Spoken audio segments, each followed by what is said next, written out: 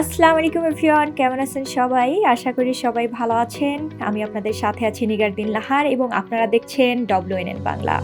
এবং আমাদের সাথে আজ জয়েন করেছেন বাংলাদেশের জনপ্রিয় ব্লগার মেহেদী হাসান কামরুল।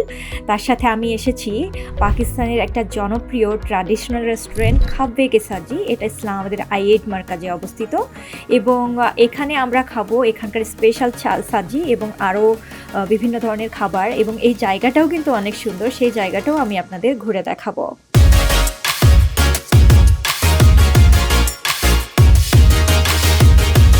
সাজি হলো পাকিস্তানের বেলুচিস্তান অঞ্চলের একটি খুবই জনপ্রিয় এবং ঐতিহ্যবাহী খাবার।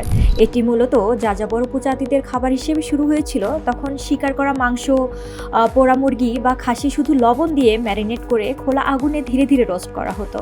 কখনো কখনো মাংস নরম করার জন্য কাঁচা পেঁপেও ব্যবহার করা হয়।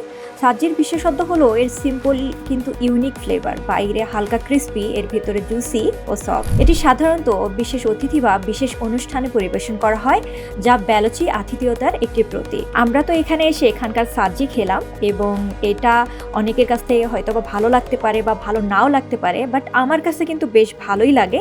আপনারা অবশ্যই ট্রাই করবেন। যেটাতে কারো যদি অভ্যাস না থাকে, মানে বেশি মরিচ খাবার, তারা কিন্তু নর্মালটা অর্ডার করবেন অবশ্যই। এবং অবশ্যই এই ট্র্যাডিশনাল খাবারটি ট্রাই করবেন ইসলামাবাদে আসলে। আজকের ভিডিওটি এখানেই শেষ করছি। ভিডিওটি ভালো লাগলে লাইক, কমেন্ট এবং শেয়ার করতে ভুলবেন না। আর আমাদের চ্যানেলটি সাবস্ক্রাইব করে পাশে থাকবেন। আল্লাহ হাফিজ।